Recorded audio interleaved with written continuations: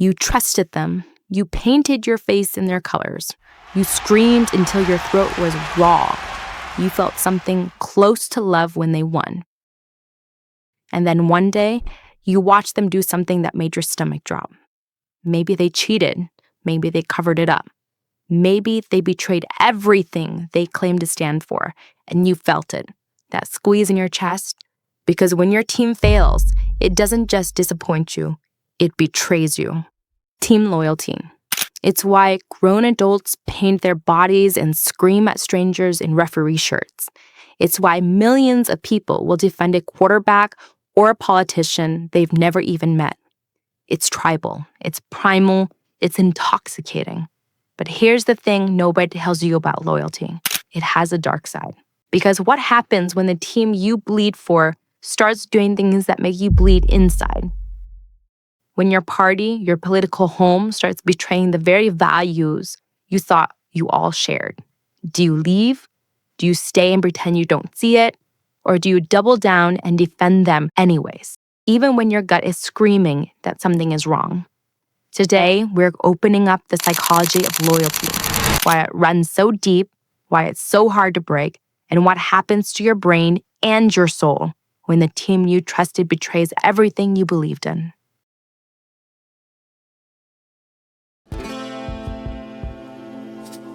Let's start with the truth bomb.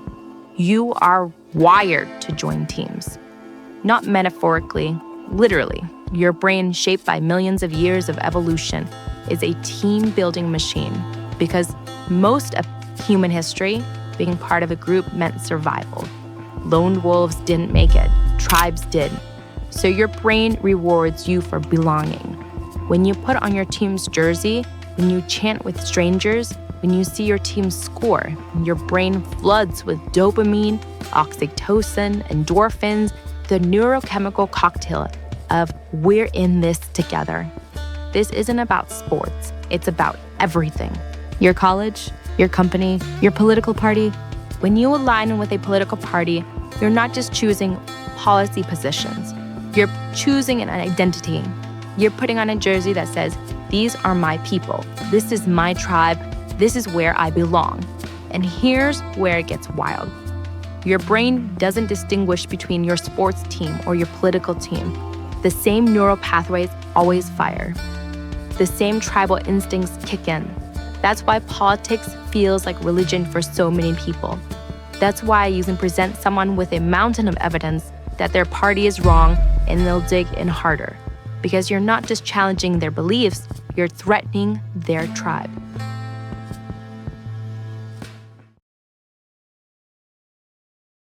Loyalty versus values, the dissonance. So what happens when your tribe does something you can't defend? Welcome to cognitive dissonance, the psychological term for what awful feeling when your beliefs and the reality are in direct conflict. And let me paint you a scenario. You've been a diehard fan of your team for 20 years. You got that tattoo, you've got their memorabilia, you've converted your kids into fans. Then the star player gets caught in a scandal, a bad one. The kind where the evidence is overwhelming. Your brain has three options. Option 1, change your belief. Admit your player and maybe your team isn't who they thought they were. Option 2, change the facts. Convince someone evidence is fake. The accusers are lying. The media is out to get him. Option 3, minimize and rationalize. Yeah, but he's still a great player. Nobody's perfect. The other team do worse stuff. Now guess which option most people choose.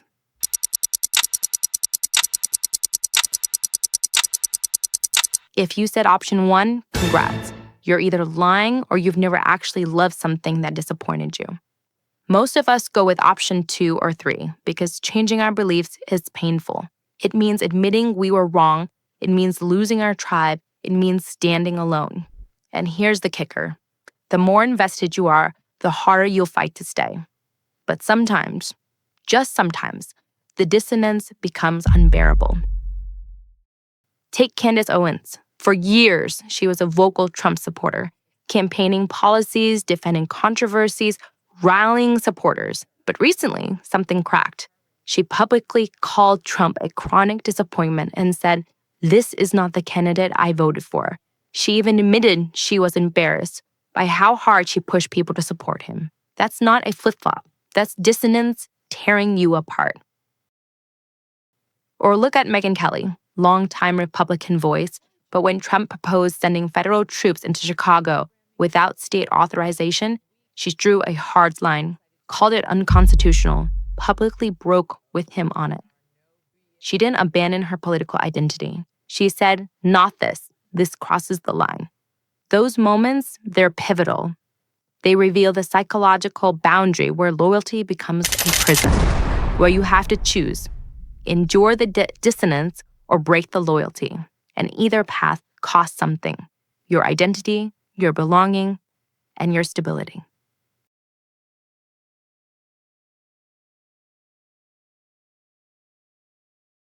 Now let's talk about what happens when loyalty finally breaks, when you can't rationalize anymore, when the dissonance becomes unbearable, when you finally say, I can't do this anymore.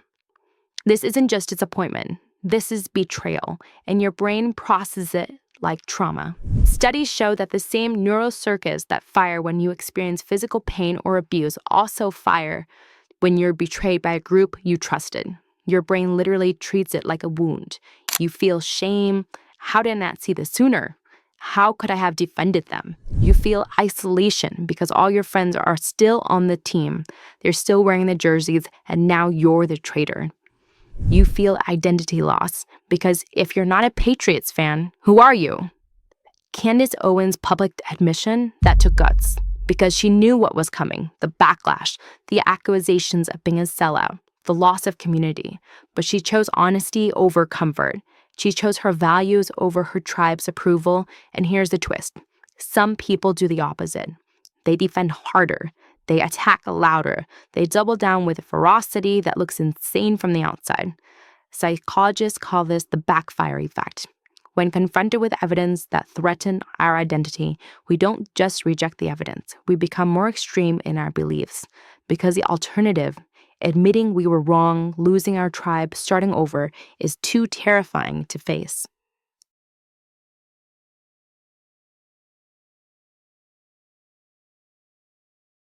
So you're standing at the crossroads. Your team has betrayed your values.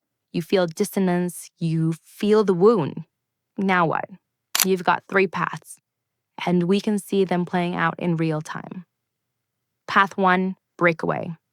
You leave the team entirely. You become independent. You rebuild your identity outside the tribe. This is Candace Owens' path. Her public disappointment, her admission of regret, that distancing that says, I'm no longer silenced, my conscience for this team. This is the hardest part because you're choosing integrity over belonging, and humans are wired for belonging. But it's almost the most honest. You're saying, I will not betray myself to stay in a tribe that betrayed me. Path 2, reform from within. You stay, but you become the dissenting voice. You push for change. You call out hypocrisy. You fight to bring the team back to its stated values. This is Megyn Kelly's path. She didn't leave the Republican Party. She didn't renounce the conservatism. But when Trump crossed a constitutional line, she said so loudly, she's staying in the fight, but she's fighting for her values, not just for the team. This is exhausting because you're now fighting a 2-front war against the enemy outside and the enablers inside. But it's also noble. You're saying, this team can be better, and I'm going to fight to make it better. Path 3, blind loyalty repair. You suppress the dissonance. You double down. You convinced yourself that loyalty is the value, that questioning the team makes you weak, disloyal, a sellout. This is the path of least resistance, and it's the most dangerous because loyalty without values becomes a cage, and eventually that cage gets smaller and smaller until you can't breathe. Here's the question you need to ask yourself. Where am I loyal even when it hurts me? Not just politics, in relationships, in jobs, in belief systems. Where am I defending something I know is wrong because leaving feels too hard? The red flag check. If your team defames your core of values repeatedly, loyalty is costing you. If you find yourself twisting your morals to defend your team's action, loyalty is costing you. If you can't have an honest conversation with people outside your tribe without feeling attacked, loyalty is costing you. Here's the truth. Real loyalty includes accountability. Real loyalty says, I love this team, but I won't let them become something ugly. Real loyalty says, I'll wear the jersey, but I won't sell my soul for it. Candace Owens wrestling with her disappointment, that's accountability. Megyn Kelly calling out unconstitutional actions, that's accountability. They're both asking the questions that matter most. How do you stay true to yourself when your team betrays what you believe in? Loyalty is sacred. It binds us. It gives us meaning. It tells us we're not alone in this weird, chaotic world. But loyalty without values, that's not love. That's captivity. When your team fails you, or worse, when it forces you to fail yourself, the real courage isn't pretending you don't see it. The real courage is choosing your values over your tribe, even if that means walking away, even if that means standing alone, even if that means admitting you were wrong. Because in the end, the truest team you'll ever join isn't a political party. It isn't a sports franchise. It isn't a company or a college or a movement. It's your integrity. And that's the one jersey you should never, ever take off.